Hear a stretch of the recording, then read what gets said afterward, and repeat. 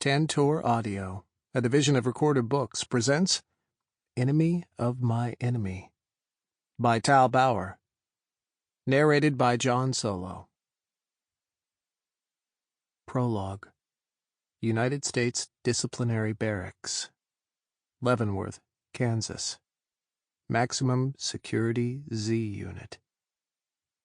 Boots struck the metal grate, 42 footfalls each minute. A young military policeman, no more than a kid, strode along the catwalk overhanging Z Unit, the strictest supermax cell block within the maximum security military prison at Leavenworth. One half-circuit completed. In one of the cells beneath the catwalk, former Captain Ryan Cook sat in total darkness, listening to the fading clang, clang, clang of the MP's steps. Z-Unit's prisoners were housed in total isolation and complete darkness. No outside privileges, no windows, no lights, just a 4x12 concrete cell and an endless, impenetrable black. Clang, clang, clang. Another half-circuit completed. Cook started counting again, starting over at 1. 3 more minutes. 126 footsteps. Stripped out of his orange prisoner's jumpsuit, Cook squatted in the center of his cell, his eyes fixed to the ceiling. Fabric torn from his uniform stretched over his eyes, tied tight behind his head. He kept a silent count as his fingers spread along the cool concrete floor. Once, he had been a decorated army captain. Once, he had led men in the crucible of combat, and then, after the invasion, when he was supposed to lead them in rebuilding a country ripped to shreds with nothing more than bullets and baling wire, he had found a new purpose instead. His men had loved him. Iraqis had feared him. No, not just feared him. Were in terrible awe of him, cowered from him. The butcher, they had said, muttering in Arabic just barely out of earshot. Iblis Shaitani. The devil himself. Clang, clang, clang. 42 footsteps more. 1 half-circuit. The MP would be on the far side of the catwalk, just past the single entry to Z Unit, an electrified sliding steel door over a foot thick. Cook inhaled, closed his eyes. 40, 41, 42. A whisper of sound, the slide of metal against metal as the locks disengaged on his cell door. Above Cook's head, a circular cover of solid steel slid aside, the door to his cell, not on the wall, but above him, like a cage. Light filtered through. Halogens overhead meant to blind the prisoners when the cell holes opened for feedings or for hose showers. Through his blindfold, all Cook saw was a wash of orange and shadow. Clang, clang, clang. Cook leaped, grasping the edge of the cell's opening before pulling himself up and out. Muscles rippled along his back as he moved silently and landed in a crouch. No alarms, and no wailing klaxon for this, no alert to the slow-striding guard pacing away from Cook. Clang, clang. Cook sprinted toward the sound, following the pattern of footfalls he had memorized in his sleep, heard day in and day out for years, an endless drone of rubber on metal, clang after clang. The kid saw him at the last second, a blur of muscles and rage, naked and scowling, teeth bared like the feral creature they thought they'd caged. Spit flew from his lips as he snarled and leaped, throwing his full body weight onto the soldier. "What the fuck?" The guard reached for his weapon and his radio at the same time, grabbing neither. Cook grasped his neck, squeezing tight, and took him to the ground, focusing all of his impact and all of his weight onto the kid's throat. They hit the catwalk with a crash, the guard's flak vest, rifle, and helmet clattering against metal. Beneath them, prisoners in the other Z-Unit cell holes started to grunt, animal growls and shouts into the darkness. Then, pounding, as they banged on their concrete walls and stomped on their steel toilets, a cacophony of rage, of violent men contained in blackness. The guard's hands grasped at Cook's, fingernails digging into his knuckles, his legs pinwheeled, unable to throw him off. Cook perched like a gargoyle on the guard's chest, a vulture of death, His other hand rose, grasping the kid's scrabbling hands. He squeezed. Bones crunched, ground together. Sputtering, the kid wheezed. "Please," he grunted. "Please." Cook grinned, more a baring of teeth than anything else. He leaned forward until he could feel the kid's panicked pants against his cheek, and closed his fist tighter around his throat. Shh. A gurgle as the kid struggled to breathe. There it was. With a bellow, Cook clenched his fist, crunching through cartilage and hyoid bone as his fingers closed around the bony extensions of the kid's spinal cord. Blood burst from the kid's mouth in a shocked cough, an explosion of agony that coated Cook's face and hands. He squeezed again and yanked, feeling the satisfying crack and splinter of bones decapitating his skull from his spine within his neck. Cook let go and dropped the lifeless body to the catwalk, leaving him as a limp sack of blood and broken bones. "Captain?" He turned toward the voice, coming from the direction of the single door to Z Unit. Blood dripped down his cheek, catching on the scraggly hairs of a beard he'd never been allowed to trim. "Captain? Phone call for you." Through the orange cloth, Cook could just make out the dark outline of a man in full battle rattle holding a sat phone. His eyes were adjusting to the sudden light after so long in the black. He walked forward, measured steps until he reached the phone.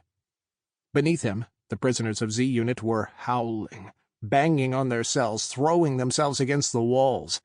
Some banged their heads against their toilets even after their skulls split open.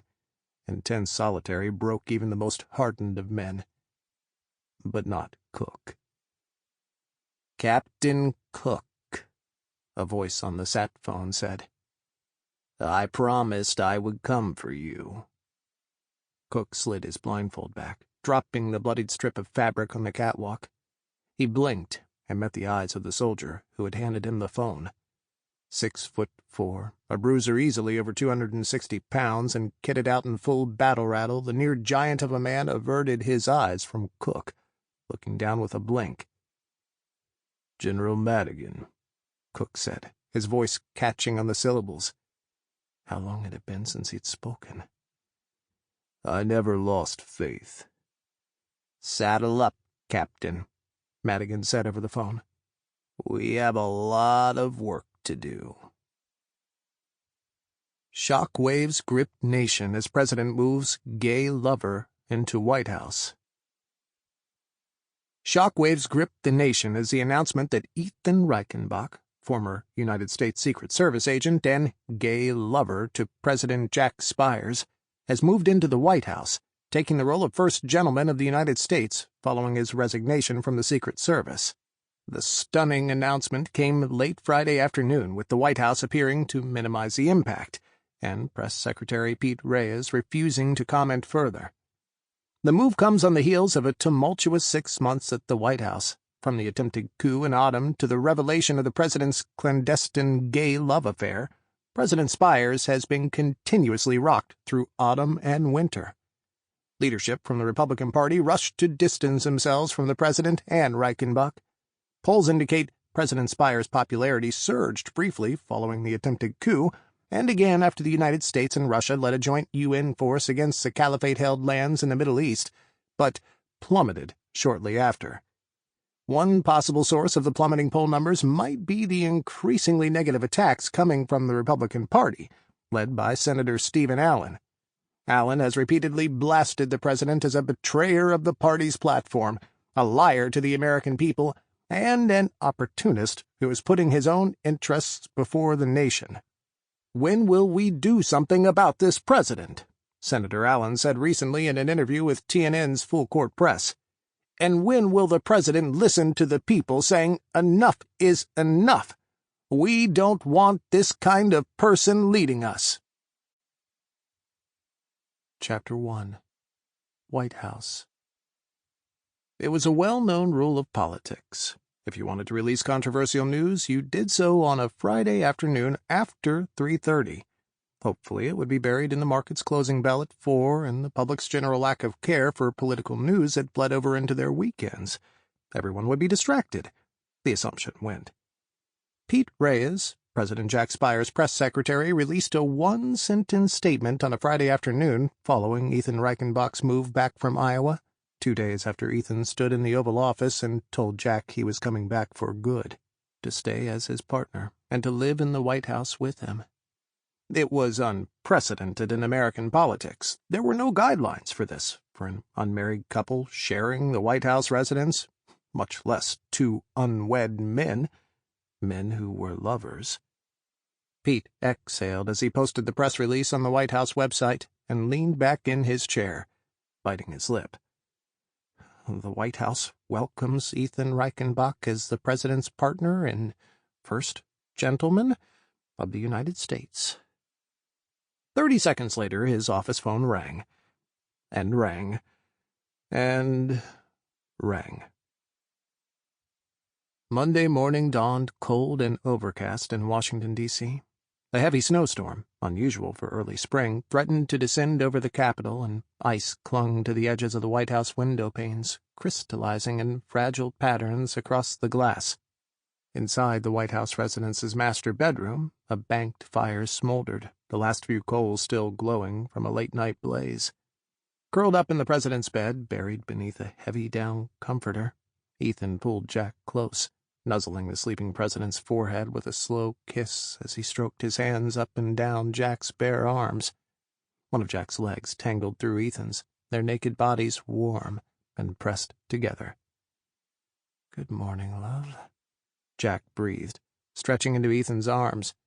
He pressed a soft kiss to Ethan's jaw before relaxing back, boneless, his eyes closed and a small smile on his lips. "Waking up in your arms will never get old." "Shh," Ethan whispered. "Stay asleep. Let's ignore the world today." He squeezed Jack's shoulder, bringing him close. Ethan's next breath caught in his throat. If only they could ignore the world, or the world could ignore them. Had he made the right decision? Had coming here been the right thing to do? "Stop that." Jack pushed up to his elbows, leaning over Ethan as the comforter slid down his shoulder. "Stop worrying. I can feel you working yourself up." He leaned down, pressing a kiss to Ethan's forehead. "Everything will be fine." Uncertainty flooded Ethan. "Your vice president resigned because of this, because of me." Vice President Glenn Green had submitted his resignation, publicly, in a huge press conference called on Saturday afternoon at the steps of the Naval Observatory, the vice president's residence, and announced that he could no longer continue to serve in the Spiers administration, and an administration that so blatantly and openly trampled on the values of the Republican Party. Unspoken was a statement that he wouldn't serve with the president in love and living with another man. Tensions between Jack and his party had simmered just below boiling ever since his public announcement that he and Ethan were lovers. When Ethan had lived in exile in Iowa and tried to stay out of sight and out of mind, the grumbles of discontent had stayed, mostly, contained. But with one sentence on Friday and Ethan's new role in Jack's life, everything changed. The roar of the press, the outcry from the loudest and most vitriolic in the Republican Party, and the reaction from overseas leaders nearly deafened the White House. Their first weekend together in the residence had been fraught with cascading reports of bad and worse news. Green's resignation was one of several handed in over the weekend. There were spaces in the administration to fill. "It wasn't because of you, it was because of us." A moment, and then Jack shrugged, one corner of his mouth quirked up a wry grin. "I never liked him much anyway. He helped win the fringes of the Republican Party." He wagged his eyebrows. "Don't think I need to worry about placating them anymore." Ethan tried to smile. His hands stroked up Jack's arms over warm skin and sinewy muscles. He wanted to pull Jack to him, kiss him senseless, make slow love to him for hours, and search for reassurance and safety in the wrap of his arms and the slide of their bodies. I don't want to do anything to hurt you. I don't ever want to hurt your presidency. You do too much good. The world needs you. Smiling again, Jack shrugged and sat up. The blanket slid all the way down, pulling at his hips. A star-shaped scar puckered the skin over his left shoulder, the lingering remnants of a bullet fired by Ethan to save Jack's life. I'm okay with one term. Just a few years until we're free, then we can be us. Not have to worry about all of this. His hands found Ethan's and squeezed. You're worth more than one term. Leaning in, Jack smiled as he hovered over Ethan's face. And you are worth more to me than this job. A quick kiss to Ethan's lips, and Jack bounced back, stretching before turning and sliding out of bed. Shower with me? After they had showered and traded flirty grins at their sinks while shaving, and after Ethan had scrambled eggs for both of them, they padded toward the double-glass doors at the landing above the main staircase, taking them down from the residence to the public spaces of the White House. As they passed the Yellow Room, Ethan slowed, glaring out over the Truman balcony. The doors to the Yellow Room had been left open, an attempt to grab and pull as much of the gloomy late winter light as possible into the residence. Through them, Ethan could hear the distant chants of the protesters held back at the perimeter fence of the south lawn. Jack wandered inside, shoving his hands into his suit pants pockets. The cries of the protesters grew louder, and from the windows they could both make out the distinctive coloring of the hate-filled signs and banners. Some stated that God hated both Jack and Ethan. Several called for God to kill them, and others cried out that this was God's punishment on America. More proclaimed Jack, the Antichrist. Even this snow won't keep them away, huh? Jack called over his shoulder. They must really love shouting at nothing. When Ethan stayed silent, Jack made his way back to his side. Ethan looked down, avoiding his gaze. Hey, Jack ducked, finally making eye contact. Those nuts are meaningless. I never wanted you to experience this. Ethan looked away again over Jack's shoulder, glaring through the windows toward the protesters. His lips pursed as he sucked on his teeth, and his chest tightened, hard enough that he had to suck in air through his clenched jaw. I never wanted you to have to face this kind of crap. The press, the political attacks, protests. Ethan closed his eyes, thunked his head back against the doorframe. This was everything he had wanted to shield Jack from. Screaming mobs filled with hate, political rivals jockeying for who could draw the most blood, and an intrusive media slinging accusation after accusation. All because of him. What's the alternative? We stay in hiding and sneak around?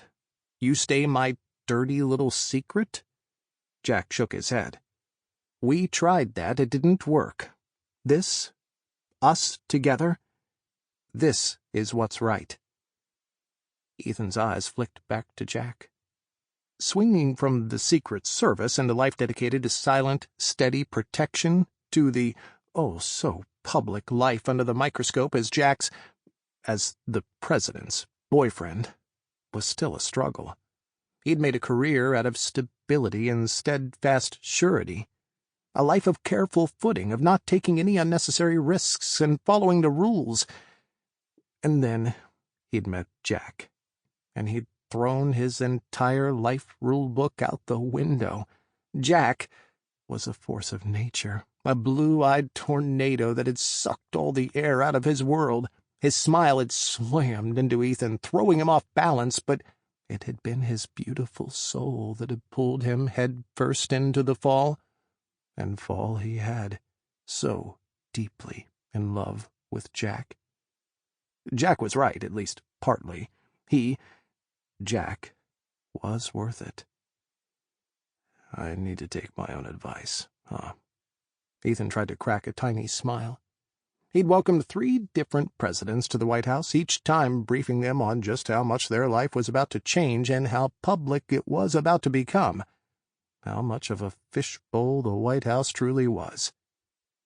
You told me to ignore 90% of the garbage that was thrown at me and play hardball with the final 10%. Hurl some surprise curveballs back at 'em. I think you managed to surprise everyone. Ethan grabbed Jack's hand. No one saw this coming. Not even me. Jack smiled and led them away. Ethan took a deep breath. It was his first day as first gentleman of the United States. Jack squeezed his hand as they headed down the stairs, never letting go. At the bottom, Secret Service Agent Levi Daniels smiled at them, waving good morning and holding out 2 paper cups of coffee from the White House mess, still steaming. 2 sugars for you, Mr. President, and black and burned for Ethan. Chuckling, Jack accepted the coffee and then turned back to Ethan. He pressed a kiss to his lips. "Knock 'em dead," he whispered. He headed off as Ethan smiled, blushing. Jack looked back before the Secret Service agent striding in front of him pushed open the door to the west colonnade and he disappeared toward the west wing. Daniels stayed behind, sipping his coffee and standing with Ethan in the silent cross hall. "Not going with the president?" Ethan frowned at his friend. Daniels was Agent Scott Collard's second-in-command of the Presidential Protective Detail surrounding Jack. Ethan had once been the lead, but Scott took over after Ethan's forced transfer to Iowa 6 months prior. "Nah." Daniels's eyes twinkled. "My best buddy is going to get his first day at his new job. I gotta support that." Daniels gestured down the cross hall toward the East Wing and the domains of the, traditionally, First Lady. Furious carpentry work over the weekend had changed all the signs in the East Wing to read, First Gentleman. Inhaling deeply, Ethan nodded and set off, Daniels falling into step beside him.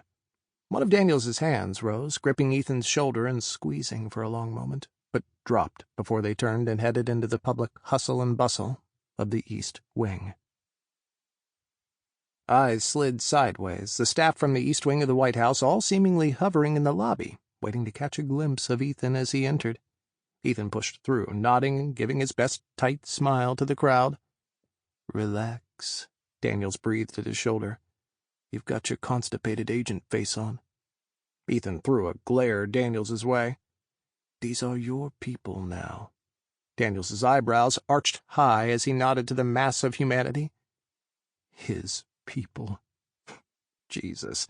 The office of the First Gentleman, all his. Swallowing, Ethan tried to smile again, though he couldn't fight the nerves clutching at the back of his throat.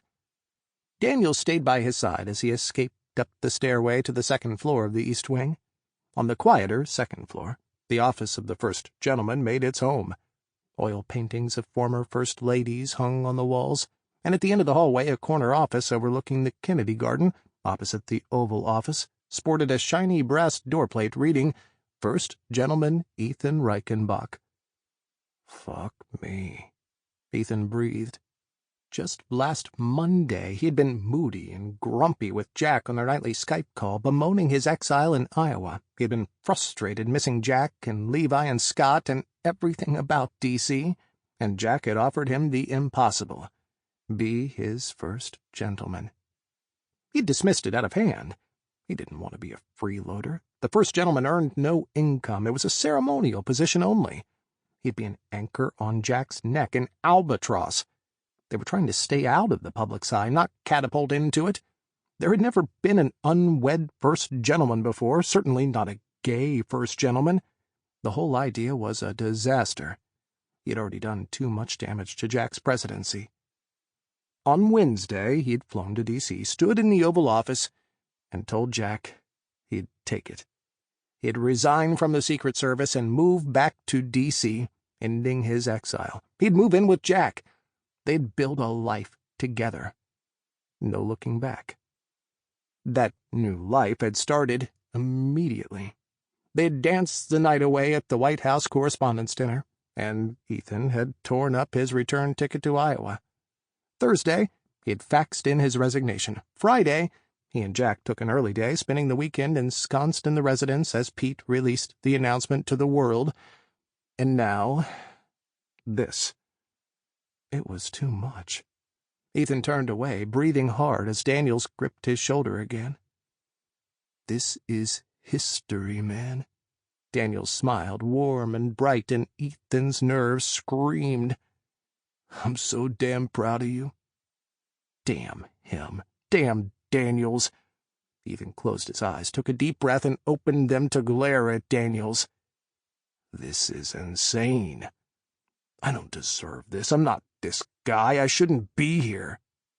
"That's exactly why he fell in love with you, and why you are here." Daniels gave him a gentle shove, pushing him down the empty hallway to the office that bore his name. "Get going. Your staff is waiting inside." His staff? Jesus. The heavy white door whispered over plush carpet as he entered his office. Inside, 1 man and 4 women rose together from 2 pale blue couches facing each other before a large desk. They smiled and waited, silent. He froze until Daniels jabbed him in his kidney. Ethan strode behind the couches to the wooden chair, waiting, obviously, for him. He nodded to his staff and tried to smile. "Good morning. I'm Agent—" Clearing his throat, Ethan quirked his eyebrows at his staff as Daniels grinned from the back of the room. "Sorry," he said. "I've got to get used to dropping my old title. I'm Ethan. Ethan Reichenbach." The smiles from his staff were indulgent, grins and nods that told him that, yes, dummy, they knew exactly who he was. "Please, sit." He fumbled a bit, waiting for his staff to sit, and then he remembered that they were waiting for him. Embarrassment burned his cheeks as he tried to clear his throat again and bear it. Daniels covered his grin with the palm of his hand and looked away. "Can you all, tell me a little bit about yourselves?" Ethan nodded as he unbuttoned his suit jacket and tried to sit comfortably in the ornate but heinous chair. "Mr. First Gentleman," said an older woman with short red hair curled into fluffy rolls that perched around her face like a football helmet. "Let me be the first to greet you with your new title." She smiled warmly at Ethan, her hands clasped in her lap and ankles crossed just so. Her immaculate red suit was pressed and starched, and a string of pearls hung at the hollow of her neck, just below a fold of aging skin starting to sag. Mr. First Gentleman.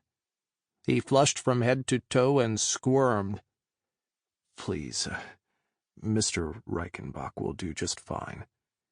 "Mr. First Gentleman," she gently corrected him with an incline of her head. She would have been a socialite contemporary of Nancy Reagan, and carried herself with a class that proved it. "My name is Barbara Whitley, and I am the White House Social Secretary. I serve at the pleasure of the First Gentleman." Another warm smile, and Barbara's head tilted. "And please let me say that I am absolutely delighted to be working for you, Mr. First Gentleman." The gentleness radiating from Barbara calmed Ethan just a touch. "Forgive me, Ms. Whitley, I may have protected the president, but I'm not up to speed on the full breadth of your duties." "I am responsible for the planning of all social events at the White House in coordination with you, of course, from something as simple as an afternoon tea all the way to a full state dinner." That was a big job. Ethan blinked. "I have to admit," he said, shifting in his seat again, "I'm not really one for afternoon tea." "I do look forward to expanding this office's social calendar to include your unique tastes, Mr. First Gentleman." With that, Barbara sat back and proverbially passed the baton by turning to a thin man in his early 30s who peered through wire-rimmed glasses and tried to surreptitiously scroll through his smartphone at the same time. "Hi there. Jason Brandt, press secretary to the First Lady. I mean, First Gentleman." Brandt corrected himself, smiling and shrugging apologetically at the same time. "I would like to get some time on the calendar one-on-one with you to plan our communication strategy and media messaging. I've received some guidance from Pete over in the West Wing, but I'd like to craft a uniquely First Gentleman message. As well, we'll discuss that, Ethan interrupted. As a matter of principle, we'll take all of our press and media cues from the West Wing. Sample complete. Ready to continue?